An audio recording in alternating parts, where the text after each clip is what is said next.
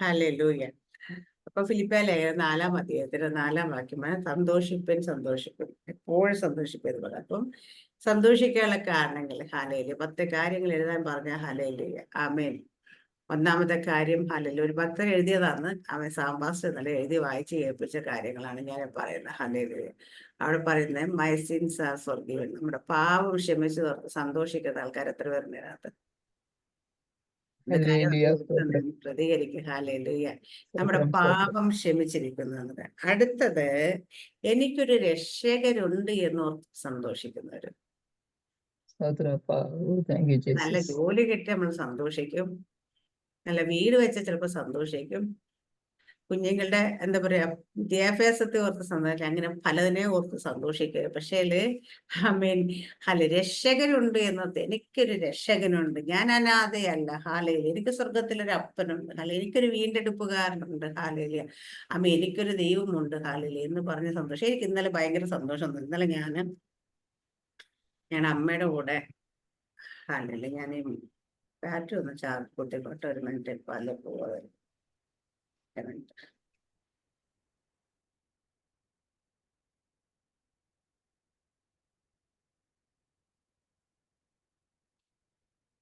Hallelujah, സ്തോത്രം, സ്തോത്രം, സ്തോത്രം, സ്തോത്രം, സ്തോത്രം.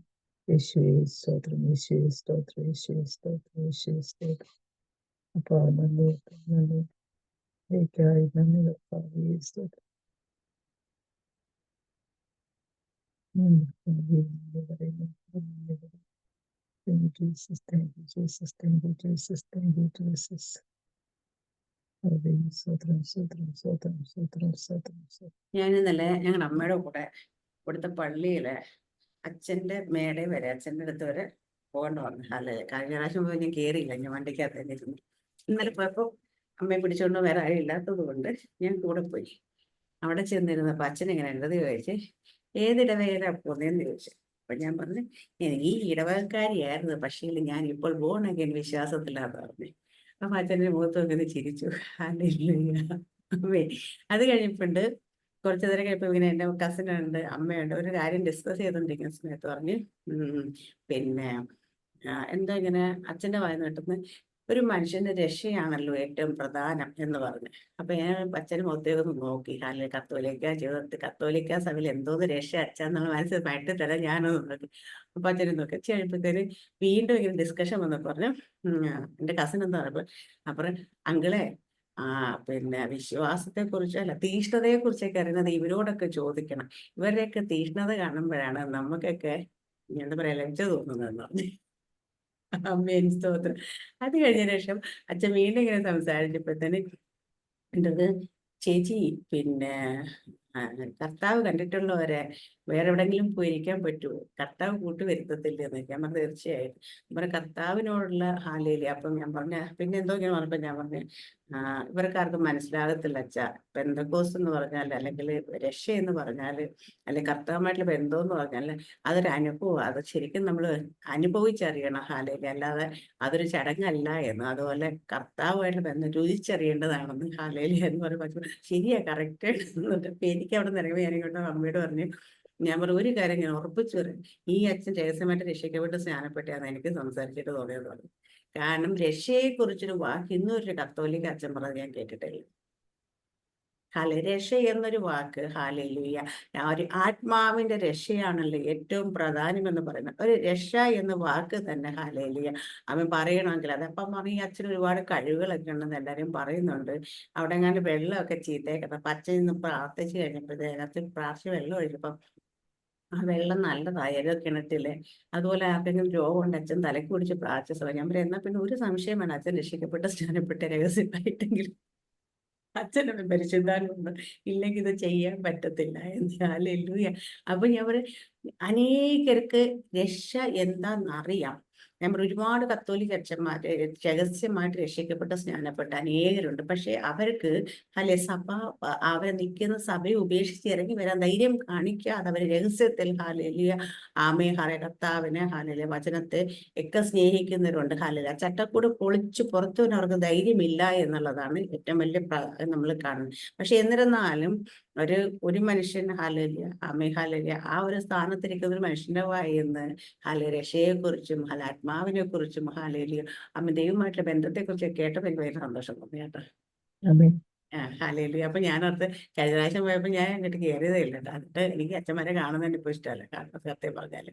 പക്ഷെ ഇന്നലെ ഇന്ന് സംസാരിച്ചപ്പോൾ മനസ്സിലായി ഈ മനുഷ്യൻ ഹാലേലിയ ആമയെ കുറച്ച് ദൈവമായിട്ട് അടുപ്പമുള്ള, ദൈവമായിട്ട് ഹാലേലിയ ബന്ധമുള്ള, അല്ലെ ആമയെ രക്ഷിക്കപ്പെട്ട ഒരു ബോൺ അഗൈൻ വിശ്വാസിയെ കാണുമ്പം പുച്ഛത്തോടെ അല്ല, വല്ല ബഹുമാനത്തോടെ കാണുന്ന ഒരു വ്യക്തി അതെനിക്ക് മനസ്സിലായി. ഹല്ലേലൂയ. അപ്പം നമ്മുടെ വീട്ടുകാർക്കൊക്കെ ബോൺ അഗൈൻ എന്ന് പറയുമ്പോ, അല്ലെങ്കിൽ നമ്മളൊക്കെ എന്ന് പറയുമ്പോ എന്തോ ഒരു പോലെ. പക്ഷേ മ്യൂട്ടായി മ്യൂട്ടായി മ്യൂട്ടായി.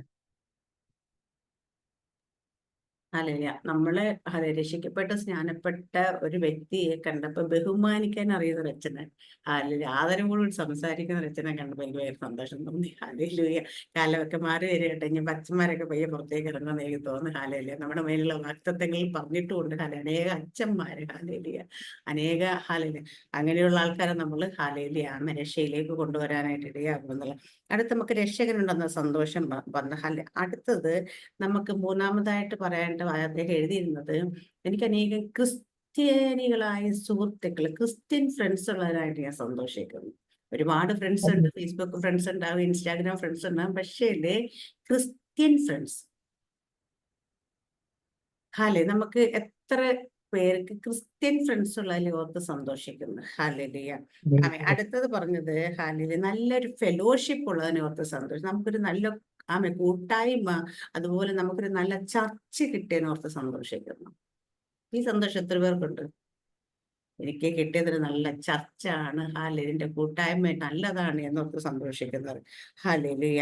അടുത്തത് പറഞ്ഞേക്കുന്നത്, എനിക്ക് നല്ല വചനം ഉണ്ട്, ആ വചനം എന്നെ ഗൈഡ് ചെയ്യുന്ന, വേർഡ് ഓഫ് ഗോഡ് എന്നെ ഗൈഡ് ചെയ്യുന്നവർക്ക് സന്തോഷിക്കുന്നു. അടുത്ത് പറഞ്ഞ് പരിശുദ്ധാത്മ എന്നെ ലീഡ് ചെയ്യുന്നവർക്ക് സന്തോഷിക്കുന്നു. ഞാൻ എപ്പോഴും ഇതാകുന്ന വഴി എന്ന് പിൻപിൽ നിന്ന് കേൾക്കുന്ന ശബ്ദം ഹാലേലിയ അതെന്നെ കേൾപ്പിക്കുന്ന പരിശുദ്ധാത്മ സദാസനം എന്നോട് കൂടെ ഉള്ളതോർത്ത് സന്തോഷിക്കുന്നു. ഹല്ലേലൂയ.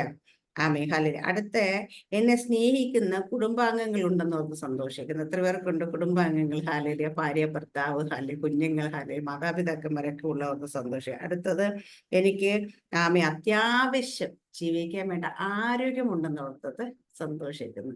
രാവിലെ ഞാൻ ഫസ്റ്റ് ഇങ്ങനെ പറഞ്ഞത്, നിങ്ങളൊക്കെ രാവിലെ എഴുന്നേറ്റ് നടന്നു തന്നെയല്ലേ ഇങ്ങോട്ട്, വീൽ ചെയറിലൊന്നും അല്ലല്ലോ വന്നത്. അതുപോലെ മൂക്കിൽ കൂടെ ട്യൂബ് ഒന്നും ഇട്ടല്ലല്ലോ ഫുഡ് കഴിച്ചത്.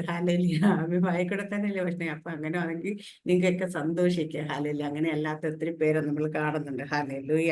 അടുത്തത് പറഞ്ഞത്, എനിക്ക് അത്യാവശ്യം ജീവിക്കാൻ വേണ്ട ജീവിത സൗകര്യങ്ങളുള്ളവർക്ക് സന്തോഷമായിരുന്നു. കാരണം നമ്മൾ പലരും വാടക വീട്ടിൽ താമസിക്കുന്നവരുണ്ട്. നമുക്ക് സ്വന്തം വീട്ടിൽ താമസിക്കാം, എങ്ങനെയും വാടക കൊടുക്കാനുള്ള കാശെങ്കിലും ഉണ്ടല്ലോ, ഭക്ഷണം കഴിക്കാനുള്ള കാശുണ്ടല്ലോ. അങ്ങനെയൊക്കെ ഓർത്ത് സന്തോഷിക്കുന്നുണ്ട്. അടുത്ത എന്റെ പ്രാർത്ഥനകൾക്ക് മറുപടി ലഭിക്കുന്നോർത്ത് സന്തോഷിക്കുന്നു. ഹല്ലേലൂയ. ഇങ്ങനെ 10 കാര്യങ്ങൾ. അപ്പൊ നമ്മുടെയൊക്കെ ജീവിതത്തിൽ 10 കാര്യങ്ങൾ എനിക്ക് സന്തോഷിപ്പിന് എപ്പോഴും സന്തോഷിപ്പെന്ന് പറയാൻ 10 കാരണങ്ങൾ എഴുതാൻ പറഞ്ഞു. നമ്മൾ എന്ത് എഴുതും? ഇതൊരു ഭക്തൻ പാസ്റ്റർ എഴുതുകയല്ല, ഇതൊരു ഭക്തൻ എഴുതിയത്, പാസ്റ്റർ വായിച്ച് കേൾപ്പിച്ചത്, അസൈൻമെന്റ് കൊടുത്തിട്ട് ഒരാൾ എഴുതിക്കൊണ്ട് കൊടുത്തത് വായിച്ച് കേൾപ്പിച്ചത്.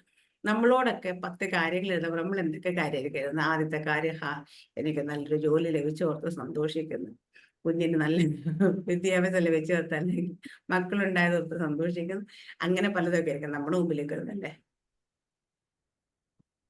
പാപങ്ങൾ ക്ഷമിച്ചതോർത്ത് സന്തോഷിക്കുന്ന എത്ര പേരുണ്ട്? സിൻസ് ആർ ഫൊർഗിവൺ എന്ന് പറഞ്ഞ് നമുക്ക് സന്തോഷിക്കാൻ കഴിഞ്ഞ എത്ര പേര് നമ്മുടെ കൂട്ടത്തിലുണ്ട്? അതിനെക്കുറിച്ച് ഓർക്കുന്ന എത്ര പേരുണ്ട്? കർത്താവ് നമുക്ക് ചെയ്തു തന്ന ഏറ്റവും വലിയ ഹാലേലിയ കാര്യം എന്താന്ന് ചോദിച്ചു കഴിഞ്ഞാൽ, നമ്മുടെ പാപങ്ങൾ ക്ഷമിച്ച് ഹാലേലിയ ദൈവത്തെ നമ്മെ നിരപ്പിച്ച് നമ്മളെ ദൈവത്തിന്റെ മക്കളാക്കി മാറ്റിയെന്ന ഏറ്റവും വലിയ സന്തോഷം. നമ്മൾ അന്യരും പരദേശികളുമായിരുന്നു. കുഴഞ്ഞ ചേറ്റിൽ കിടന്നവരായിരുന്നു. അവിടുന്ന് കരം നീട്ടി നമ്മളെ പിടിച്ച് ക്രിസ്തു എന്ന പാറമേൽ ഉറപ്പിച്ച് നിർത്തിയിരിക്കുന്നു. ലൂയ. അവിടെ നമുക്ക് ഓരോ ദിവസവും നിൽക്കാൻ വേണ്ടുന്ന ദൈവത്തിന്റെ വചനം നമുക്ക് തന്നുകൊണ്ടേയിരിക്കുന്നു. നമ്മൾ തെറ്റിപ്പോകുന്ന സാഹചര്യങ്ങൾ പരിശുദ്ധാത്മ നമ്മുടെ കൂടെ ഇരുന്ന് നമുക്ക് ബുദ്ധി വെച്ച് ആലോചന പറഞ്ഞ് നടക്കേണ്ടെന്ന വഴി നമുക്ക് കാണിച്ചു തരുന്നു. ലൂയ. അപ്പൊ പരിശുദ്ധാത്മാവൻ ദൈവം നമ്മളോട് കൂടെ നമുക്ക് നമ്മളിൽ വന്ന് വസിക്കുന്നു. ഹല്ലേലൂയ. ഞാൻ എപ്പോഴും ഇങ്ങനെ ആലോചിക്കും, നമുക്ക് ലഭിച്ചിരിക്കുന്ന പദവി എന്ന് പറയുമ്പം നമ്മുടെ ബുദ്ധിക്ക് ചിന്തിക്കാൻ പോലും കഴിയും. ഈ അഖിലാണ്ടത്തെ ഉടയവനായ ഈ സകലത്തെ സൃഷ്ടിതാവായ ദൈവം ആത്മാവായി നമ്മുടെ ഉള്ളിൽ വസിക്കുന്നു. നമ്മൾ ദൈവത്തിന്റെ മന്ദിരമാകുന്നു. ദൈവത്തിന്റെ ആത്മാവ് നമ്മൾ വസിക്കുന്നു. അപ്പൊ ആ ദൈവത്തിന്റെ ആത്മാവ് നമ്മുടെ ദൈവത്തെ കുറിച്ച് ഉയർന്നിരിക്കുന്ന ശാശ്വതവാസി പരിശുദ്ധന നാമമുള്ളവൻ അവൻ എങ്ങനെയുള്ളവരോട് വസിക്കുന്ന താഴ്മയുള്ള മനസ്സും നുറുങ്ങിയ ഹൃദയമുള്ള അല്ലെങ്കിൽ എലുമ്പപ്പെടുന്ന അവരുടെ ഉള്ളിൽ വന്ന് വസിക്കാൻ ആഗ്രഹിക്കുന്ന നിഗളികളോട് ദൈവം എതിർത്ത് നിൽക്കുന്നു എന്ന് പറയുമ്പോൾ താഴ്മയുള്ളവർക്ക് അവൻ കൃപ നൽകുന്ന വെച്ചാൽ താഴ്മയുള്ളവരോട് കൂടെ മനോവിനയം ഉള്ളവരോട് കൂടെ വന്ന് വസിക്കുന്ന ദൈവം. എവിടെയോ ഇരിക്കുന്ന ദൈവത്തെ അല്ല നമ്മൾ മറ്റുള്ള ജാതികളായിട്ടുള്ള എല്ലാവർക്കും ദൈവം വളരെ ദൂരത്തെവിടെയോ അങ്ങ് സ്വർഗത്തിലോ എവിടെയോ ഇരുന്നു കൊണ്ട് അവരുടെ പ്രാർത്ഥന കേൾത്ത് അല്ലെങ്കിൽ പ്രാർത്ഥനയ്ക്ക് മറുപടി അയക്കുന്ന അവർ വിശ്വസിക്കുമ്പോൾ നമ്മുടെ ദൈവം ദൂരത്തല്ല, നമ്മുടെ അകത്ത് തന്നെ അല്ലെങ്കിൽ നമ്മുടെ സമീപസ്ഥ നമ്മളോട് കൂടെ ചേർന്നിരിക്കുന്നത്. അവര് ദൈവമേ എന്ന് വിളിക്കുമ്പോൾ നമുക്ക് പുത്രത്വം നൽകി ദൈവം നമുക്ക് അബ്ബാ പിതാവേ എന്ന് വിളിക്കാനുള്ള അവകാശം നൽകിയിരിക്കുന്നു. മറ്റുള്ളവർക്ക് ലഭിക്കാത്ത ഏറ്റവും വലിയ പദവി നമുക്ക് നമ്മുടെ പാപങ്ങൾ ക്ഷമിച്ചു നമ്മളെ മക്കളാക്കി മാറ്റി എന്നുള്ളതാണ്. നമ്മളെ വീണ്ടെടുത്തു, നമ്മളെ ദത്തെടുത്തു. സ്വന്തം മക്കളാക്കി മാറ്റിയിരിക്കുന്നു. ഒരു അവകാശമില്ലായിരുന്നു, ഒരു യോഗ്യതയും ഇല്ലായിരുന്നു. എന്നിട്ട് അപ്പൊ അതിനെ ഓർത്ത് നമുക്ക് സന്തോഷിക്കാൻ കഴിയും. അടുത്ത പറയുന്നത് നിങ്ങളുടെ സൗമ്യത സകല മനുഷ്യരും അറിയണം. നമ്മുടെ സൗമ്യത സകല മനുഷ്യരും അറിയണം. എന്താ ഈ സൗമ്യത എന്ന് പറഞ്ഞാല്?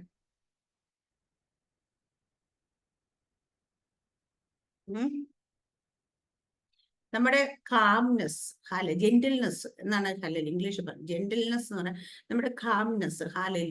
നമ്മളുടെ ശാന്തത. നമ്മുടെ മുമ്പിൽ പൊട്ടിത്തെറിക്കേണ്ട സാഹചര്യങ്ങൾ വരുമ്പോൾ കൂളായിട്ടിരിക്കാൻ പഠിക്കണം.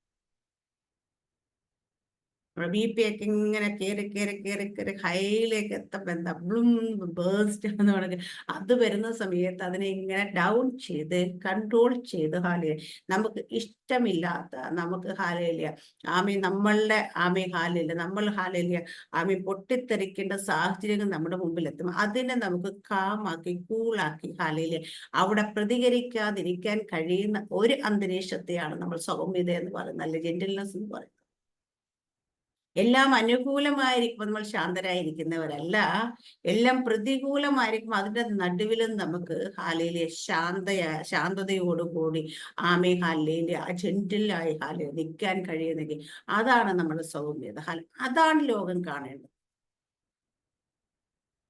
ഹല്ലേലൂയ, ആമേൻ.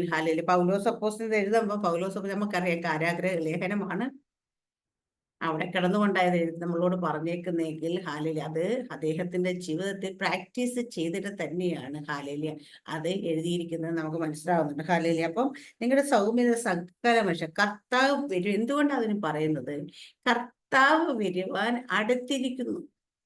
അപ്പൊ കർത്താവ് വരുവാനായിട്ട് അടുത്തിരി നമ്മൾ ഓരോ ദിവസം കർത്താവിന്റെ വരവിനായി ഒരുങ്ങിക്കൊണ്ടിരിക്കേണ്ടവരാകുന്നു. ആ ഒരുക്കത്തിലുള്ളതാണ് നമ്മൾ ഓരോ ദിവസം നമ്മുടെ ക്യാരക്ടറിന് അതിനാണ് ദൈവം ചില സാഹചര്യത്തിലൊക്കെ കൊണ്ടിട്ട് ഇപ്പൊ ഞാനൊക്കെ ഇവിടെ വന്ന് കിടക്കുന്ന സാഹചര്യം എന്ന് പറഞ്ഞാല് ഏത് നാക്കില്ലാത്തവരെ സംസാരിച്ചു പോകുന്ന സാഹചര്യമൊക്കെ ഉണ്ട്.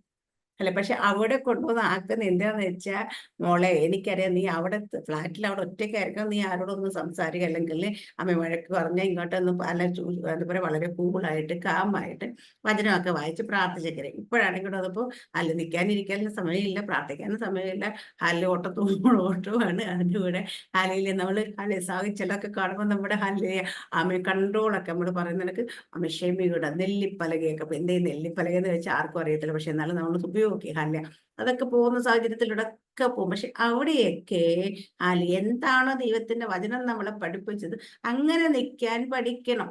അതിന്റെ പ്രാക്ടീസ് ആണ് ഇപ്പൊ എനിക്ക് മനസ്സിലാവുന്നുണ്ട് ഹാലി. കാരണം കുറച്ച് ദിവസങ്ങൾ നമ്മൾ റെക്കോർഡ് ചെയ്യുന്നില്ല, ഞാൻ എല്ലാ ദിവസവും രാവിലെ പറഞ്ഞ വചനം എല്ലാവരോടും ഒന്ന് കണക്ട് ചെയ്ത് വെച്ച് നോക്കി അറിയാം. ഹാല, ദൈവത്തിന്റെ ആത്മ നമ്മളോട് തന്നെ സംസാരിക്കുകയാണ്. ഹാലേലിയ, ഇങ്ങനെ പോരാ, ഇങ്ങനെ പോരാ, ഇങ്ങനെ പോരാ, ഇതാണ് ആകേണ്ടത്. ഹാലേലിയ. അതുപോലെ നമ്മളെ തന്നെ ദൈവത്തിന്റെ ആത്മ നമുക്ക് ഓരോ ദിവസവും തരുന്ന വചനം എന്താണെന്ന് വെച്ചാൽ, നമ്മുടെ ലൈഫിൽ എന്താകണോ, നമ്മുടെ ലൈഫിൽ എന്ത് പ്രാക്ടീസിന് അത് തന്നെ തരുന്നത്. ഹാലേലിയ. അപ്പൊ ഇവിടെ സാഹചര്യങ്ങളെല്ലാം ഹാലേലിയ നമുക്ക് ചുറ്റും അനുകൂലമായി നിൽക്കുമ്പം നമ്മൾ കാമായിരിക്കുന്നതിനെ കുറിച്ചല്ല സൗമ്യത എന്ന് പറയുന്നത്. എല്ലാ സാഹചര്യങ്ങളും പ്രതികൂലമായി നിൽക്കുന്നത് നമ്മൾ പ്രതികരിക്കും എന്ന് ഹാലേലിയ, പ്രതികരിക്കണമെന്ന് ചിന്തിക്കുന്ന ഒരു സാഹചര്യത്തിൽ നമ്മൾ കാമായി കൂളായി നിൽക്കുമ്പോഴാണ് ഹാലേലിയ, അവിടെയാണ് നമ്മുടെ സൗമ്യത സകല മനുഷ്യരും അറിയുന്നത്. അങ്ങനെയാണ് നമ്മുടെ കർത്താവ് യേശുക്രിസ്തു അതിന് ഉത്തമ ഉദാഹരണമായ ഹല്ലേലൂയ ആമേ ഹല്ലേലൂയ ക്രൂശിലെ മരണത്ത് അനുസരണമുള്ളവരെ അവിടെ അറുക്കാൻ കൊണ്ടുവന്ന കുഞ്ഞാടിനെ പോലെ മിണ്ടാതിരുന്നു എന്ന് പറയുന്നത്. ഹാലേലിയ. എത്രയൊക്കെ ആമേ ഹാലേ വഴിയിലൂടെ പോകുന്നവർ വരെ ആമേ നോക്കി പരിഹസിച്ച്, നീ ദൈവപുത്രനെങ്കിൽ ഇറങ്ങി വാ, നിന്നെ തന്നെ രക്ഷിക്കുക എന്നൊക്കെ പറഞ്ഞിട്ടും തിരിച്ചൊരക്ഷരം പോലും മറുപടിയാൻ ഞാൻ ദൈവപുത്രൻ തന്നെ. നമ്മളാണെങ്കിലോ, നീ ദൈവത്തിന്റെ മകളാണോ, നീ ദൈവത്തിന്റെ മകനാണെന്നൊക്കെ ഒരു ചോദ്യം വന്നാൽ പിന്നെ നമ്മൾ തെളിയിച്ചിട്ടേ പോകത്തോളം വരെ അവിടെ നിൽക്കും. ഹാലൂയ. പക്ഷെ കർത്താവ് തെളിയിക്കാനൊന്നും നിന്നില്ല, കർത്താവ് ഒന്നും മിണ്ടാനും നിന്നില്ല. കർത്താവ് അതിനൊന്നും മൈൻഡ് ചെയ്യാനും നിന്നില്ല. അപ്പൊ നമുക്കൊരു കാര്യം മനസ്സിലാകുന്നുണ്ട്, കർത്താവിന്റെ ഹാലയിലെ ആ ഒരു പ്രവൃത്തിയിൽ നമ്മൾ മനസ്സിലാകേണ്ടവരെ മറുപടി ആമെ പറയാൻ ആവശ്യമില്ലാത്തടത്ത് പറയേണ്ട കാര്യമില്ല.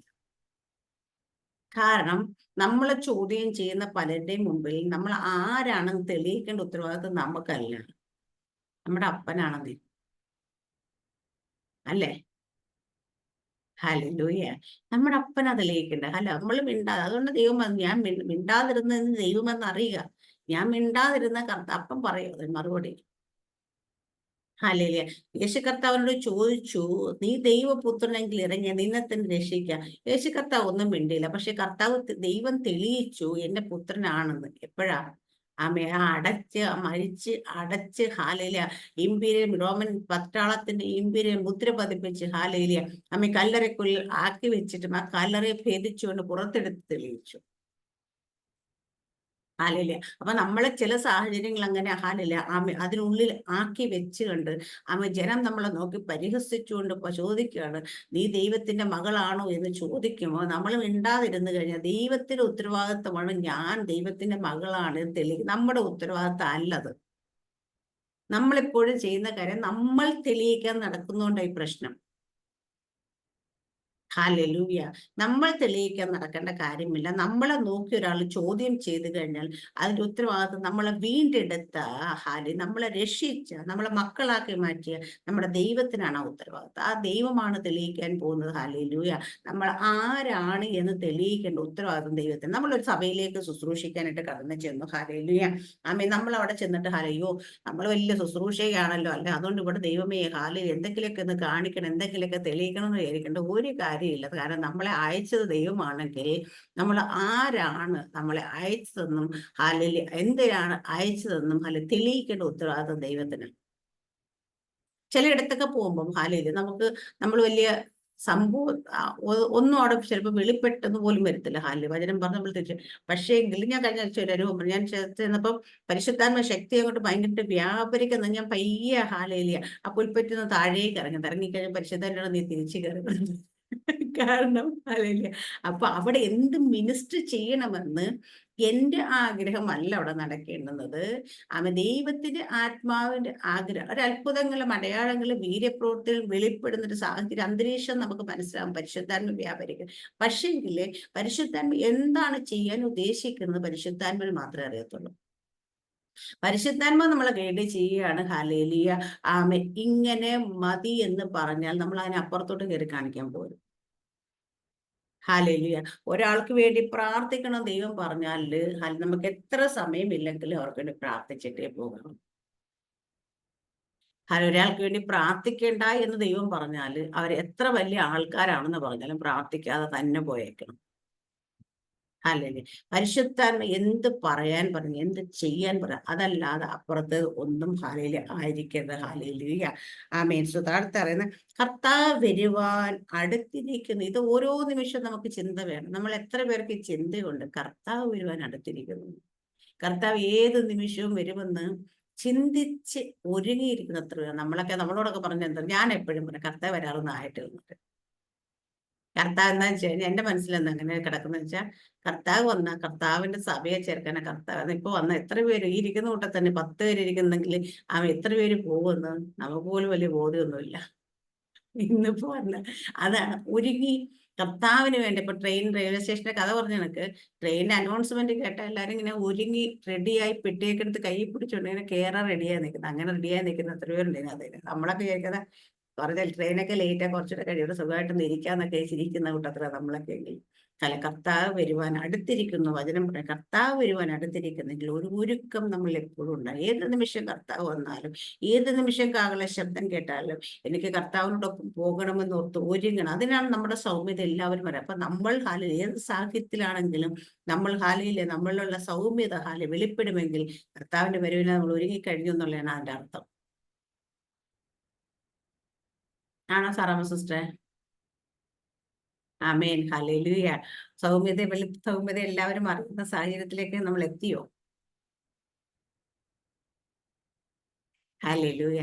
സാറാമ്മ സിസ്റ്ററൊക്കെ എത്തിക്കാണ്. കാരണം സാറാമ്മ സിസ്റ്ററൊക്കെ ദൈവം കുറെ വർഷങ്ങളായിട്ട് ഇതിനെ പ്രാക്ടീസ് ചെയ്യിച്ച് ഇപ്പം ഹല്ലേലൂയ അതുപോലെയൊക്കെയുള്ള ഏതവസ്ഥ കൂടെ പോയാലും ഹല്ലേലൂയ, മിണ്ടാതിരിക്കാൻ ഹല്ലേലൂയ, സൗമ്യതയോടുകൂടി ഇരിക്കാനൊക്കെ ദൈവം പഠിപ്പിക്കുക. ഓരോ ദിവസം ദൈവം തരുന്ന ട്രെയിനിങ് ആയിട്ട് നമ്മുടെ ജീവിതം എന്ന് പറയുന്നത്. ഹല്ലേലൂയ. അടുത്ത് പറഞ്ഞത് ഒന്നിനെ കുറിച്ചും വിചാരപ്പെടരുത്. പറയാനൊക്കെ എളുപ്പം, പക്ഷെ വിചാരമില്ലാത്ത മനുഷ്യർ ആരെങ്കിലും ഉണ്ടോ ഈ കൂട്ടത്തില്? ഹല്ലേലൂയ. പക്ഷെ ദൈവം പറയുന്നു ഒന്നിനെ കുറിച്ചും വിചാരപ്പെടരുതെന്ന് പറഞ്ഞ എന്തുകൊണ്ടാണ്? എല്ലാറ്റിനും പ്രാർത്ഥനയാലും അപേക്ഷയാലും നിങ്ങളുടെ ആവശ്യങ്ങൾ സ്തോത്രത്തോടുകൂടെ ദൈവത്തോട് അറിയിക്കത്രേ വേണ്ടത്. എന്നാൽ സകല ബുദ്ധിയെയും കവിയുന്ന ദൈവസമാധാനം നിങ്ങളുടെ ഹൃദയങ്ങളെയും നിലവിലെയും ക്രിസ്തുവേശുവിങ്കൽ കാക്കും. അപ്പൊ നമ്മൾ വിചാരപ്പെടാതിരിക്കണമെങ്കിൽ നമ്മൾ സകല കാര്യങ്ങളും പ്രാർത്ഥനയാലും അപേക്ഷയാലും ദൈവത്തോട് അറിയിക്കണം. നമ്മളത് ഡെയിലി 2 or 3 പ്രാവശ്യം ചെയ്യുന്നുണ്ട്. ഹല്ലേലൂയ. പക്ഷേ അത് ചെയ്യുമ്പോഴും നമ്മൾ പിന്നെയും അതിനെ ഓർത്ത് വിചാരപ്പെടുന്നവരാ. കാരണം എന്താ വെച്ചാ നമ്മുടെ ദൈവത്തെ നമുക്ക് വലിയ വിശ്വാസമൊന്നും ഇല്ലെന്നാണ് അർത്ഥം. നമ്മുടെ ദൈവത്തിന് പൂർണ്ണമായിട്ടും വിശ്വാസമുണ്ടോ എങ്കിൽ നമ്മൾ പ്രാർത്ഥനയാലും അപേക്ഷയാലും ദൈവത്തോട് അറിയിക്കുന്ന കാര്യങ്ങൾ ഓർത്ത് പിന്നെ ഒരിക്കലും ആകുലപ്പെടത്തില്ല. നമ്മുടെ വിചാരങ്ങൾ പലതും ആവശ്യമില്ലാത്ത വിചാരങ്ങളാണ്. ഒരു 100 കാര്യമുണ്ടെങ്കിൽ അതിനകത്ത് ഒരു 92 കാര്യങ്ങളും അൺവാണ്ടഡ് തിങ്കിങ്സ് ആണ്. ഒരു 8% മാത്രമേ ഉള്ളൂ നമുക്ക് ആവശ്യത്തിന് വേണ്ടുന്ന കാര്യങ്ങൾ നമ്മൾ വിചാരപ്പെടുന്നു. ഹല്ലേലൂയ.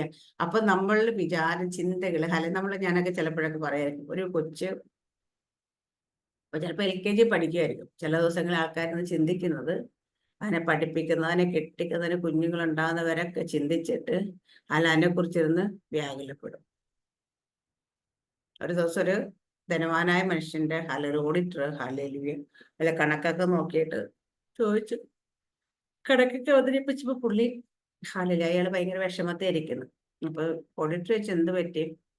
അപ്പൊ ഓഡിറ്റർ പറഞ്ഞു 40 തലമുറയ്ക്ക് കഴിയാനുള്ള സ്വത്തുക്കൾ ഇപ്പൊ തന്നെ അങ്ങേക്കുണ്ടല്ലോ, പിന്നെ എന്തിനാ നിങ്ങൾ സങ്കടപ്പെടുന്നത്? പുള്ളി വെച്ച് എന്റെ 41ാമത്തെ തലമുറ എങ്ങനെ ജീവിക്കുന്നു അദ്ദേഹം സങ്കടപ്പെടുന്നു.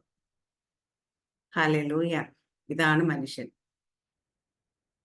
നമ്മളൊക്കെ ഹാലയിലെ ഇവിടെ പറയുന്നത് ഒന്നിനെ കുറിച്ചും വിചാരപ്പെട ദൈവത്തിന്റെ വചനം നമുക്ക് വേണ്ടി ദൈവം തന്നിട്ടുണ്ടെന്ന് എല്ലാവർക്കും ഈ വചനം കാണാതറിയാത്ത ഒരൊറ്റ വിശ്വാസം ഉണ്ടെന്ന് ഞാൻ വിശ്വസിക്കുന്നില്ല. പക്ഷേ എങ്കില് വിചാരമില്ലാത്ത വിശ്വാസികളെല്ലാം ഒന്ന് കൈപൊക്കാൻ പറഞ്ഞ എത്ര പേര് കൈവെക്കും?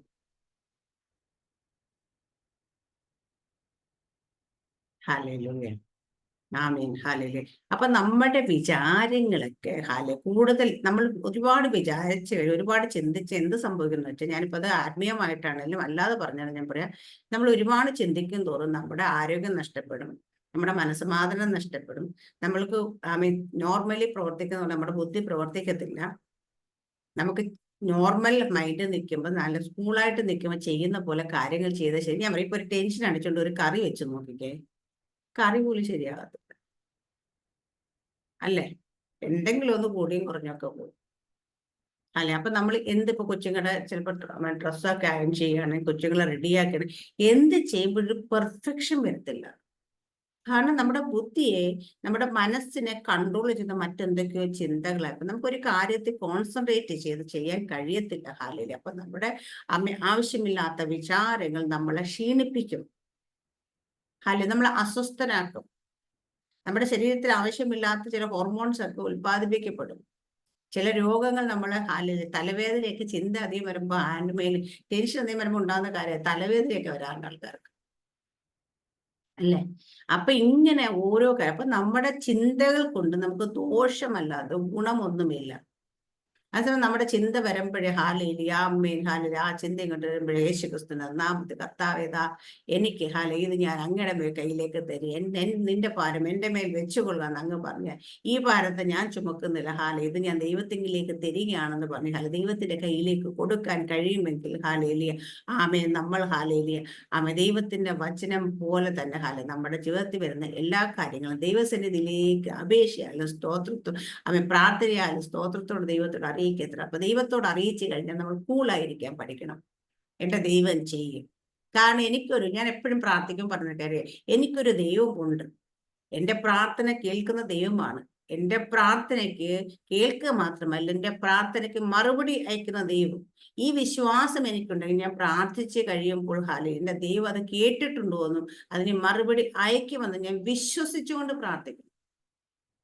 അങ്ങനെയാണെങ്കിൽ നമ്മൾ അതിനെക്കുറിച്ച് ആകുലപ്പെടത്തില്ല. ഒരു കാര്യം ഞാൻ പറയാം, ദൈവം ഒരിക്കൽ നമ്മുടെ ഒരു പ്രാർത്ഥന അത് കേട്ടു എന്ന് നമുക്ക് മനസ്സിലായി കഴിഞ്ഞാൽ പിന്നീട് ആ വിഷയത്തെക്കുറിച്ച് ഭാരപ്പെടാൻ പാടില്ല.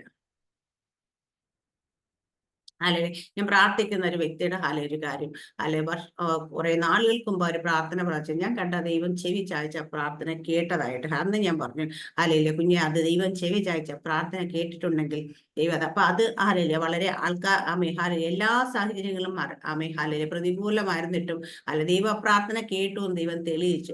വീണ്ടും അതിലേക്ക് ഒരു പ്രശ്നം വന്നപ്പോഴും എന്നെ വിളിച്ച് ഭാരപ്പെട്ടപ്പോൾ ഞാൻ പറഞ്ഞു, ദൈവം ഒരിക്കൽ കേട്ട പ്രാർത്ഥന ദൈവം കാണിച്ചു തന്ന ദൈവത്തിന്റെ ചെവി ചായ്ച്ചു വന്ന് കേട്ടൊരു പ്രാർത്ഥനയെ ദൈവം പിന്നെ ഒരിക്കലും മാറ്റിവിടത്തില്ല. എന്തൊക്കെ മുമ്പിൽ നിന്നാലും വെളിപ്പാട് വിശ്വസിച്ചുകൊണ്ട് പ്രാർത്ഥിച്ചോളാൻ പറഞ്ഞു.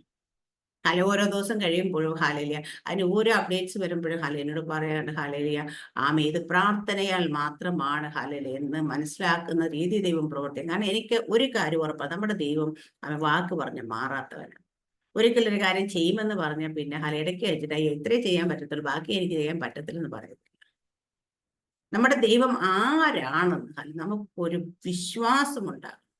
നമ്മുടെ ദൈവത്തെ ഒന്ന് നമ്മൾ ആരാണ് നമ്മൾ തിരിച്ചറിഞ്ഞ് സ്നേഹിക്കണം, തിരിച്ചറിഞ്ഞ് വിശ്വസിക്കണം. ദൈവം ഒരു കാര്യം, ദൈവം ഒരു കാര്യത്തിൽ നമുക്ക് വേണ്ടി ഒരു സീല് പതിപ്പിച്ച കാര്യമാണെങ്കിൽ ഈ ലോകത്തിന്റെ എന്തൊക്കെ എരുമത്തെറ്റ് ഒരുമിച്ച് ആരൊക്കെ അതിനെ മാറ്റി എഴുതാൻ ശ്രമിച്ചാലും കഴിയത്തില്ലെന്ന് ഞാൻ പറയും. കാരണം എത്ര വലിയ ഉന്നതനായിട്ടുള്ള ഉദ്യോഗസ്ഥനല്ല എത്ര വലിയ ഭരണാധികാരി ലോകത്തിരുന്ന് എഴുതണമെന്ന് വിചാരിച്ചാലും അവൻ പേന എടുക്കുമായിരിക്കും, പക്ഷേ അവൻ പേപ്പർ എടുക്കുമായിരുന്നു, പക്ഷെ എന്ത് എഴുതണമെന്ന് തീരുമാനിക്കേണ്ട സ്വർഗത്തിലെ ദൈവം. ആ ദൈവം നമുക്ക് വേണ്ട നിയമങ്ങളെ മാറ്റുന്ന ദൈവമാണ്. ഹല്ലേലൂയ.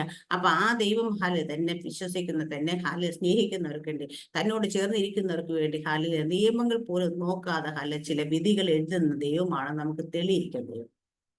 ഞാൻ എപ്പോഴും പറയാറുണ്ട്, എന്റെ മോളൊക്കെ ഇപ്പൊ ഇടയ്ക്കിടയ്ക്ക് ചോദിക്കും, നരേന്ദ്രമോദി ഇരുത്തിയിരിക്കുന്ന ദൈവമല്ലേ? തീർച്ചയായിട്ടും അയാൾ ഇപ്പൊ എന്ത് കാണിക്കും, ദൈവമക്കൾക്ക് പ്രതികൂലമായിട്ടും അനുകൂലമായിട്ടും എന്തൊക്കെ കാര്യങ്ങൾ ചെയ്ത് കൂട്ടിയാലും ഇപ്പൊ എന്തൊക്കെ എഴുതി പിടിപ്പിച്ചാലും ഇന്ത്യൻ ഭരണഘടന വരെ മാറ്റി എഴുതാൻ വേണ്ടി കലച്ച നിയമങ്ങൾ അവര് അതിനകത്ത് കുത്തിത്തിരികാൻ ശ്രമിച്ചാലും അവർ എഴുതും. പക്ഷെ അത് നടപ്പാകണോ നാളെ കീറി ചവറ്റുകൊട്ടെ കളയണമെന്ന് തീരുമാനിക്കുക ദൈവം ഓൾറെഡി തീരുമാനിച്ച് കഴിഞ്ഞിട്ടുണ്ട്. ഹാലയിലെ അപ്പൊ ആ ദൈവത്തിന്റെ തീരുമാനങ്ങളെ, ദൈവത്തിന്റെ ഡിസിഷൻസ് നമുക്ക് ഹാലയിലെ ഒരു മനുഷ്യർക്ക് മാറ്റാൻ കഴിയും. അടുത്തത് ഹാലല്യ നമ്മ പറയുന്നത്, നമ്മൾ അങ്ങനെ ചെയ്ത് നമുക്ക് സകല ബുദ്ധിയും കന്ന് ദൈവിക സമാധാനം നമ്മുടെ നിലവുകളെ, ഹൃദയങ്ങളെയും നിലവുകൾ. അപ്പൊ നമ്മുടെ ഹൃദയം, നമ്മുടെ നിലവ്, അപ്പൊ ഹൃദയവും മനസ്സും ഇതിന് രണ്ടിനെയും ക്രിസ്തുവേശുവിന്റെ നമുക്ക് കാക്കാനുണ്ട്. ആ സമാധാനത്തിലേക്ക് കർത്താവിലെ വിശ്വാസം, ക്രിസ്തുവിലെ വിശ്വാസം നമുക്ക് സാധിക്കുന്നു. അടുത്ത നമ്മൾ ഒടുവിൽ സഹോദരന്മാരെ, എന്നിട്ട് സത്യമായതൊക്കെ, ഘനമായതൊക്കെ, നീതിയായതൊക്കെ, നിർമ്മലമായതൊക്കെയും, രമ്യമായതൊക്കെയും, സൽകീർത്തിയായതൊക്കെയും, സൽഗുണവുമോ പുകഴ്ചയോ അതൊക്കെയും ചിന്തിച്ചു കൊള്ളുവിൻ. ഹല്ലേലൂയ. കുറച്ച് ലിസ്റ്റ് ഓഫ് കാര്യങ്ങൾ അങ്ങ് പറഞ്ഞു. ഹല്ലേലൂയ എന്ന് വെച്ചാൽ നമ്മുടെ ചിന്തകളൊക്കെ ഹോളി തോട്ട്സ് ആയിരിക്കണം. ഹല്ലേലൂയ. നമ്മൾ ചിന്തിക്കുന്ന കാര്യങ്ങൾ എടുത്തു കഴിഞ്ഞാൽ നമ്മൾ എന്തിനെ കുറിച്ചൊക്കെ ചിന്തിക്കുന്നെന്ന് ആലോചിച്ചിട്ടുണ്ട്. അവരെന്നെ കുറിച്ച് എപ്പോഴും കുറ്റം പറച്ചിലാവും, അസൂയ, കുശുംബ, അവർക്കാണെങ്കിൽ അത് അവർക്ക് ഇങ്ങനെയൊക്കെയാണോ നമ്മൾ ചിന്തിക്കുന്നത്? അതോ നമ്മൾ നമ്മുടെ ചിന്തകളൊക്കെ ഹോളി തോട്ട്സ് ആണ്, വിശുദ്ധമായതാണ് നമ്മൾ ചിന്തിക്കുന്നത്? അതോ അവൻ മുടിഞ്ഞു പോട്ടെ എന്നാണ് ചിന്തിക്കുന്നത്? അല്ലെങ്കിൽ ഹല്ലേലൂയ പറഞ്ഞാൽ കർത്താവെ കാണുന്നില്ല, കുറെ നാളായിട്ട് ഇവർ ഇങ്ങനെയൊക്കെ കാണിക്കുന്നത്. അമ്മേ ഹല്ലേലൂയ. ഏലിയാവിന്റെ കൂടെ അവര് പറഞ്ഞ നമ്മുടെ യേശു കർത്താവിന്റെ ശിഷ്യന്മാരെ പറഞ്ഞത് ആകാശത്ത് തീ ഇറങ്ങിയിട്ട് നശിപ്പിച്ച് കളയാൻ പറയരുത് എന്ന് ചോദിച്ചിടയ്ക്ക് നമ്മൾ ചിന്തിക്കുന്നത് അങ്ങനെയൊക്കെയാണ്. ഒരടി എന്തായാലും കൊടുക്കാൻ പാടില്ല എന്ന് പറയുന്നുണ്ട്. അങ്ങനെയാണ് നമ്മുടെ ചിന്ത. നമ്മുടെ ചിന്ത എപ്പോഴും വിശുദ്ധമായ ചിന്തകളായിരിക്കും, ദൈവികമായ ചിന്തകൾ, ദൈവ സ്വഭാവത്തിലുള്ള ചിന്തകളായിരിക്കും എന്ന് എഴുതിയേക്കുന്നത്. പിറുപിറുക്കാതെ, കുറ്റം പറയാതെ, കലഹിക്കാതെ, ദൈവത്തോട് മറുതലിക്കാതെ, വിശുദ്ധമായത് നമ്മൾ ചിന്തിക്കണം. ഇവിടെ പറഞ്ഞ സത്യമായത്, വിശുദ്ധമായത്, ഘനമായത്, നീതിയായത്, നിർമ്മലമായത്, ഇതിനെല്ലാം കൂടെ എടുത്താൽ നമുക്കറിയാം ഹോളി തോട്ട്സ് അല്ലെങ്കിൽ വിശുദ്ധ ചിന്തകൾ എന്ന് പറയും. അതാണോ നമ്മുടെ ചിന്തകൾ? അല്ലെങ്കിൽ നമ്മുടെ ചിന്തകളെ ഒന്ന് മാറ്റി ഇതൊന്ന് വായിച്ചിട്ട് എൻ്റെ ചിന്തകൾ ഇതാണ് വരുന്നത്, അത് നമ്മുടെ ചിന്തകൾ എന്തൊക്കെയാണെന്ന് നമ്മളത് എഴുതി കഴിഞ്ഞാൽ ഒരു ദിവസം വൈകുന്നേരം ആകുമ്പോൾ ഇന്നത്തെ ദിവസം ഞാൻ എന്തൊക്കെ ചിന്തിച്ച്, എന്തൊക്കെ സംസാരിച്ചു ഒന്ന് എഴുതി എന്തായിരിക്കും, എന്തൊക്കെയായിരിക്കും നമ്മൾ എഴുതാൻ പോകുന്നത്? രാവിലെ തുടങ്ങി ഇന്ന് പ്രഭാതത്തിൽ ഇപ്പൊ നമ്മൾ 3 മണിക്ക് ഇന്ത്യൻ സമയം പറഞ്ഞ 3 മണിക്ക് എഴുന്നേറ്റു. ഇത് രാത്രി കിടക്കാൻ നേരം പോകുമ്പോൾ രാവിലെ തുടങ്ങിയിട്ട് രാത്രി വരെ നമ്മൾ എന്തൊക്കെ ചിന്തിച്ചു, എന്തൊക്കെ സംസാരിച്ചു ഒന്ന് എഴുതാമോ? എഴുതി നോക്കിയാൽ അറിയാം നമ്മുടെയൊക്കെ സ്വഭാവം എന്താന്ന് മനസ്സിലാവും. അത് എഴുതി നോക്കണം. എന്നിട്ട് എന്നോട് പഠിച്ചും ഗ്രഹിച്ചും കേട്ടും കണ്ടുമുള്ളത് പ്രവർത്തിപ്പിൻ, എന്നാൽ സമാധാനത്തിന്റെ ദൈവം നിങ്ങളോട് കൂടെ ഇരിക്കും. അപ്പൊ നമ്മുടെ ദൈവം കർത്താവ് യേശു ക്രിസ്തു എന്ന് പറയും, എന്റെ സമാധാനം ഞാൻ നിങ്ങൾക്ക് തന്നേച്ചു പോകുന്നു, ഈ ലോകം തരുന്നത് പോലെ അല്ല. ആ സമാധാനത്തിന് ദൈവം ഇപ്പൊ സമാധാനം മാത്രമല്ല, ആ ദൈവം നമ്മളോട് കൂടെ ഇരിക്കുന്നു. നമ്മുടെ ഉള്ളിൽ മഹത്വത്തിന് പ്രത്യാശ ക്രിസ്തു നമ്മളിൽ വസിക്കുന്നു. ഹല്ലേലൂയ. അപ്പൊ ആ സമാധാനത്തിന് ദൈവം നമ്മളോട് കൂടെ ഇരിക്കണമെങ്കിൽ മോളി പറഞ്ഞ കാര്യങ്ങളൊക്കെ ചെയ്യുന്നവരോട് കൂടെ ഇരിക്കുന്നത്, എങ്കിൽ സമാധാനത്തിന് ദൈവം നിങ്ങളോട്, എന്നാൽ സമാധാനത്തിന് ദൈവം നിങ്ങളോട് കൂടെ ഇരിക്കുമെന്ന് പറഞ്ഞേക്കുന്നത്. ഹല്ലേലൂയ. അപ്പം സമാധാനത്തിന് ദൈവം നമ്മളോട് കൂടെ ഇരുന്നാൽ നമുക്ക് സമാധാനമുണ്ട്. പക്ഷെ സമാധാനത്തെ നമ്മളോട് കൂടെ ഇരിക്കണമെങ്കിൽ ഹല്ലേലൂയ എന്തൊക്കെ ഇന്നലെ നമ്മൾ പഠിച്ചല്ലോ. അന്യോന്യം ഉയർന്നിരിക്കുന്ന ശാശ്വതവാസി പരിശുദ്ധ നാമമുള്ളവൻ ഹല്ലേലൂയ ആരോട് കൂടി ഇരിക്കുന്നു? സാറാമിസ്റ്റർ ഇന്നലെ വായിച്ചത് നമ്മൾ യെശയ്യാ പ്രവാചകന്റെ പുസ്തകം 57-ാം അധ്യായം വന്നു അല്ലേ?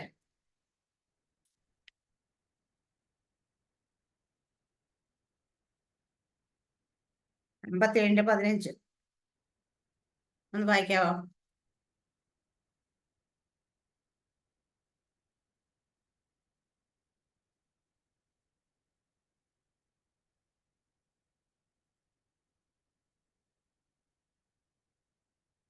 ഉന്നതനും ഉയർന്നിരിക്കുന്നവനും ശാശ്വതവാസിയും പരിശുദ്ധൻ എന്ന നാമമുള്ളവനായവൻ ഇപ്രകാരം അരുളിച്ചെയ്യുന്നു, ഞാൻ ഉന്നതനും പരിശുദ്ധനുമായി വസിക്കുന്നു. താഴ്മയുള്ളവരുടെ മനസ്സിനും മനസ്താപമുള്ളവരുടെ ഹൃദയത്തിനും ചൈതന്യം വരുത്തുവാൻ മനസ്താപവും മനോവിനയമുള്ളവരോടുകൂടിയും വസിക്കുന്നു. ആമേൻ. സ്തോത്രം. മനസ്താപവും മനോവിനയം ഉള്ളവരോട് വസിക്കുന്നു. ഇവിടെ പറയുന്നത് സമാധാനത്തിൽ ദൈവം നമ്മളോടുകൂടെ വസിക്കും. ഹാലേലിയ. എപ്പോഴാണ് നമ്മൾ ഹാലേലിയ ആമേ ഇതിൽ പറഞ്ഞിരിക്കുന്ന പോലെ ഹാലേലിയ ആമേ നമ്മൾ ഹോളി തോട്ട്സ് ആയിട്ട് നമ്മുടെ ആമേ ഹാലി ആവശ്യങ്ങളൊക്കെ സ്തോത്രത്തോടെ ദൈവത്തോടെ അറിയിച്ചുകൊണ്ട് ദൈവിക സമാധാനത്തിലായിരിക്കുന്നവരുടെ കൂടെ എപ്പോഴും ദൈവത്തിൽ കർത്താവ് യേശു എപ്പോഴും സന്തോഷിക്കണം. അങ്ങനെയുള്ളവരുടെ കൂടെ ദൈവം വസിക്കുന്നു. ഇവിടെ പറയുന്ന പഴയ നിയമം യെശയ്യാ പ്രവാചക പുസ്തകം പറയുന്നത് താഴ്മയുള്ളവരും മനോവിനയമുള്ളവരുടെ ദൈവം വസിക്കുന്നു. ഹാലേ. അപ്പൊ നമ്മുടെ ജീവിതത്തിന്റെ നമ്മുടെ സ്വഭാവ രൂപീകരണത്തിനനുസരിച്ച് ദൈവം നമ്മൾ ഇരിക്കുന്നു. അത് ആ വചനത്തിന് മാറ്റമില്ല എന്ന് പറയുന്നത്. പക്ഷെ ആ ദൈവത്തിന്റെ നമ്മളോട് വസിക്കുന്നതിന്റെ ദൈവ മഹത്വം നമ്മളിലൂടെ ദൈവിക സ്വഭാവമായ ദൈവത്തിന്റെ ദൈവം നമുക്ക് തന്നിട്ടുള്ള ആ സമാധാനത്തിൽ നമ്മൾക്ക് വസിക്കണമെങ്കിൽ നമ്മൾ അവിടെ ആയിരിക്കണമെങ്കിൽ നമ്മുടെ ഹൃദയത്തിൽ കുറെ കാര്യങ്ങൾ മാറ്റം വരണം. നമ്മളിൽ കുറെ മാറ്റങ്ങൾ വരണം. എന്നാലേ ദൈവം നമ്മളോട് സമാധാനത്തെ ദൈവം നമ്മളോട് വസിക്കുന്നു. പക്ഷെ സമാധാന ദൈവം നമ്മളുണ്ട്. പക്ഷെ നമുക്ക് സമാധാനം ഇല്ല, പിന്നെ എന്താ ഗുണം? നമ്മളിപ്പോഴും ചിന്തകൾ കൊണ്ട് ആകുലത കൊണ്ട് ഭാരത്തിലൊക്കെ ആയിരിക്കുന്നുവെങ്കിൽ ദൈവം നമ്മളോട് വസിക്കുന്നു എന്ന് പറയുമ്പോൾ സമാധാനത്തിൽ നമ്മളുടെ കൂടെ ഇരിക്കുന്നതിന്റെ ഫലം നമുക്കറിയാം. അതുകൊണ്ടാണ് നമുക്ക് എപ്പോഴും സന്തോഷിക്കാൻ കഴിയാത്തത്. ഈ പൗലോസ് പറഞ്ഞ ഈ കാര്യങ്ങൾ നമ്മൾ ചെയ്താൽ നമുക്ക് എപ്പോഴും സന്തോഷിപ്പിൻ എന്ന് കർത്താവിൽ നമ്മളിവിടെ പറഞ്ഞെടുക്കാം. കർത്താവിൽ എപ്പോഴും സന്തോഷിക്കും. പിന്നെ അപ്പം നമുക്ക് എപ്പോഴും സന്തോഷത്തോടു കൂടി ഇരിക്കാൻ കഴിയും. ഏതാ സാഹചര്യം, നമ്മുടെ സാഹചര്യം എല്ലാം മാറി മറിയട്ടെ. നമ്മൾ ഭാരത്തിലാകട്ടെ, രോഗത്തിലാകട്ടെ, എല്ലാ കാര്യങ്ങളും വിപരീതമായി നിൽക്കുമ്പോഴും പ്രതികൂലമായി നിൽക്കുമ്പോഴും ആ സാഹചര്യത്തിൽ നമുക്ക് സന്തോഷത്തോടു കൂടി ഇരിക്കാൻ കഴിയും. നമ്മളെപ്പോഴും പറയുന്ന പോലെ തന്നെ പത്മോസിൽ പോയ യോഹന്നാൻ അവിടെ കർത്തൃ ദിവസത്തിൽ ആത്മവിവശനായതുപോലെ ആ സാഹചര്യങ്ങളൊന്നും പത്മോസിന്റെ സാഹചര്യങ്ങളൊന്നും അല്ല യോഹന്നാനെ സ്വാധീനിച്ചത്. കർത്താവുള്ള സന്തോഷമാണ് അവിടെയും ആ സാഹചര്യത്തിലും ആത്മവിവശനാകാനായിട്ട് സഹായിച്ചത്. പൗലോസ് അപ്പോസ്തലൻ കാരാഗൃഹത്തിൽ കിടക്കുമ്പോഴും സന്തോഷത്തോടു കൂടെ ആയിരുന്നു അപ്പോഴും ദൈവത്തിന് ജനത്തിന് എന്ത് കൊടുക്കണമെന്ന് ചിന്തിച്ച് ദൈവത്തിന്റെ ജനത്തിന് കൊടുക്കാൻ വേണ്ടുന്ന കാര്യങ്ങൾ ലേഖനങ്ങളിലൂടെ എഴുതി നമുക്ക് നൽകപ്പെടാൻ കാരണമായത് ആ മനുഷ്യന്റെ ഹൃദയത്തിൽ നിറഞ്ഞിരുന്ന ദൈവിക സമാധാനം, ദൈവിക സന്തോഷമാണ്. നമ്മൾ ഏത് സാഹചര്യത്തിൽ ഇടുമ്പോഴും നമ്മൾ ദൈവത്തിന് വേണ്ടി എന്ത് ചെയ്യാൻ കഴിയുമെന്നാണ് നമ്മുടെ ചിന്തയെങ്കിൽ, നമ്മുടെ കർത്താവിന് വേണ്ടി എങ്ങനെ പ്രയോജനപ്പെടാൻ കഴിയുമെന്നാണ് നമ്മുടെ ചിന്തയെങ്കിൽ നമ്മൾക്ക് നമ്മളെ സാഹചര്യങ്ങൾ നമ്മുടെ ചുറ്റുപാട് നമ്മൾ സ്വാധീനിക്കുന്നില്ല എന്നാണ്. എല്ലാം ഒന്ന് അനുകൂലമാകട്ടെ, എല്ലാം ഒന്ന് ശരിയാകട്ടെ, എന്നിട്ട് ഞാൻ പ്രാർത്ഥിക്കാം, എന്നിട്ട് ഞാൻ വചനം വേദാനിക്കും, അല്ലെങ്കിൽ എന്നിട്ട് ഞാൻ എന്തെങ്കിലും ചെയ്യാമെന്ന് വിചാരിച്ചാൽ നമ്മൾ ജീവിതകാലത്തൊന്നും ചെയ്യത്തില്ല. നമ്മൾ നിൽക്കുന്ന ഇടത്ത് ആ പ്രതികൂലത്തിൽ നിന്നുകൊണ്ട് നമ്മൾ കാലെടുത്ത് മുൻപോട്ട് വയ്ക്കുമ്പോൾ പ്രതികൂലം നമ്മുടെ മുമ്പിൽ വഴി. അതുകൊണ്ട് ഇവിടെ ഇന്നത്തെ നമ്മളെപ്പോഴും സന്തോഷത്തോടും ഇരിക്കണമെന്ന് പറയുമ്പോൾ സന്തോഷിക്കേണ്ട കാര്യങ്ങൾ നമ്മളിൽ തന്നെ ഉണ്ടാകട്ടെ. ഒന്നാമത്തെ കാര്യം പറയുന്നത് നമ്മൾ സൗമ്യതരായിരിക്കാൻ കഴിയും, ജെന്റിൽനെസ് വെളിപ്പെടണം. സകല മനുഷ്യരും കാണത്തക്ക രീതിയിൽ നമുക്കൊരു ഒരു കാംനെസ് ഉണ്ടായിരിക്കണം. രണ്ടാമത്തെ കാര്യം വെച്ചാൽ നമ്മൾ വിചാരപ്പെടാൻ പോലും ഒന്നിനെ കുറിച്ച് എന്ത് ഭാരം വന്നാലും അത് ദൈവത്തിന്റെ കയ്യിലേക്ക് കൊടുത്താൽ മാത്രം പോരാ, അത് കൊടുത്തിട്ട് നമ്മൾ സമാധാനത്തോടെ ഇരിക്കാൻ ക്രിസ്തുവേശുവിലുള്ള സമാധാനത്തിൽ നമ്മൾ ആയിരിക്കാൻ കഴിയണം. അടുത്ത പറയുന്ന അപ്പൊ അതാണ് സകല ബുദ്ധിയും ദൈവിക സമാധാനം നമ്മൾ വരുന്ന വെച്ചാൽ നമ്മൾ ഭാരപ്പെടുന്ന കാര്യങ്ങൾ വന്നാൽ ദൈവത്തോട് സ്തോത്രം അറിയിച്ചിട്ട് പിന്നെ ഭാരമെടുത്ത് തലയിലോട്ട് വെക്കാതെ ഹാലേലൂയ അവൻ ദൈവത്തിൽ വിശ്വസിച്ചു കൊണ്ട് നടക്കാം. അടുത്ത പറഞ്ഞ കുറച്ച് ഹാലേലൂയ കുറച്ച് സ്വഭാവത്തെ കുറിച്ച് നാമ ഹോളി തോട്ട്സ് നമ്മുടെ ഉള്ളിൽ എപ്പോഴും വന്നു കഴിഞ്ഞാൽ നമുക്ക് ഹാലേലൂയ ആമേൻ സമാധാനത്തിന് ദൈവം നമ്മളോട് കൂടെ. അപ്പൊ സമാധാനത്തിന് ദൈവം നമ്മളോട് വസിക്കാന്ന് വെച്ചാൽ നമ്മൾ പൂർണ്ണ സമാധാനത്തിലേക്ക് ആകുമെന്നുള്ളതാണ് ഹാലേലൂയ. അപ്പൊ നമ്മുടെയൊക്കെ ജീവിതത്തെ ഹാലേലൂയ ദൈവത്തോട് കൂടെ വസിക്കണം എന്നുള്ളത് ഹാലേലൂയ. ഇപ്പോൾ ഇവിടെ നമ്മൾ ഭൂമിയിലായിട്ട് നമുക്ക് തരുന്ന ഒരു പ്രാക്ടീസ് ആണിത്.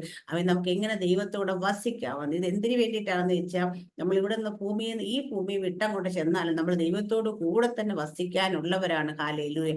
അപ്പം അതിനു വേണ്ടിയിട്ട് ഹാലേലൂയ നമുക്ക് ഇവിടെ നിന്നേ ഹാലേലൂയ ദൈവം നമ്മൾ പ്രാക്ടീസ് ചെയ്യുന്നതാണ് ഹാലേലൂയ. ആമേൻ. അപ്പൊ നമ്മളെ വിശുദ്ധീകരിച്ച് അശുദ്ധമായ ലോകത്ത് നിർത്തിക്കൊണ്ട് വിശുദ്ധരായി ജീവിക്കാൻ വേണ്ടി ദൈവം നമ്മളെ പഠിപ്പിക്കുകയാണ്. ഒരിക്കൽ പറഞ്ഞ് അശുദ്ധരായിരുന്ന മനുഷ്യരെ ദൈവം വിശുദ്ധീകരിച്ച് അശുദ്ധമായ ലോകത്തിൽ തന്നെ ആക്കിയിട്ട് ഇവിടെ വിശുദ്ധരായി ജീവിക്കാൻ വേണ്ടി പ്രാക്ടീസ് ചെയ്യിക്കുക. അല്ല, വിശുദ്ധീകരിച്ച് കഴിഞ്ഞ ഉടനെ ഞാൻ വിശുദ്ധീകരിച്ച് ഞാൻ എടുത്തങ്ങോട്ട് കൊണ്ടുപോയേക്കാന്ന് വെച്ചാൽ കൊണ്ടുപോയി വിശുദ്ധിയുള്ള സ്ഥലത്തല്ല കൊണ്ടു നിർത്തിയിരിക്കുന്നത്. അശുദ്ധരായ നമ്മളെ വിശുദ്ധീകരിച്ചിട്ട് അശുദ്ധമായ ലോകത്തിൽ തന്നെയാണ് നിർത്തിയിരിക്കുന്നത്. പക്ഷെ എന്തിനു വേണ്ടിച്ചാ ഈ അശുദ്ധമായ ലോകത്ത് നിൽക്കുന്ന വിശുദ്ധരായ നിങ്ങൾ വിശുദ്ധരായി ജീവിച്ച് കാണിക്കും.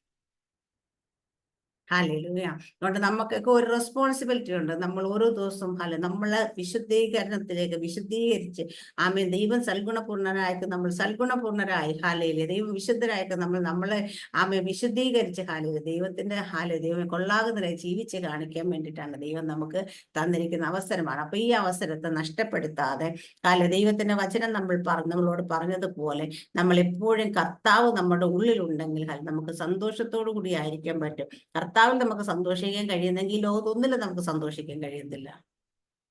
ഹല്ലേലൂയ. കർത്താവിൽ നമുക്ക് പൂർണ്ണ സമാധാനത്തോടെ ആയിരിക്കാൻ പറ്റുന്നില്ല. നമുക്ക് പിന്നെ സമാധാനം എന്ന സാധനം വേറെ എവിടെ പോയാലും കിട്ടത്തില്ല. അപ്പൊ അതുകൊണ്ട് നമ്മൾ ഹല്ലേലൂയ എപ്പോഴും സന്തോഷത്തോടു കൂടി ഇരിക്കുക. ഈ വചനത്തെ എല്ലാവരും അനുഗ്രഹിക്കും മാറാകട്ടെ. ആമേൻ. സ്തോത്രം. God bless you.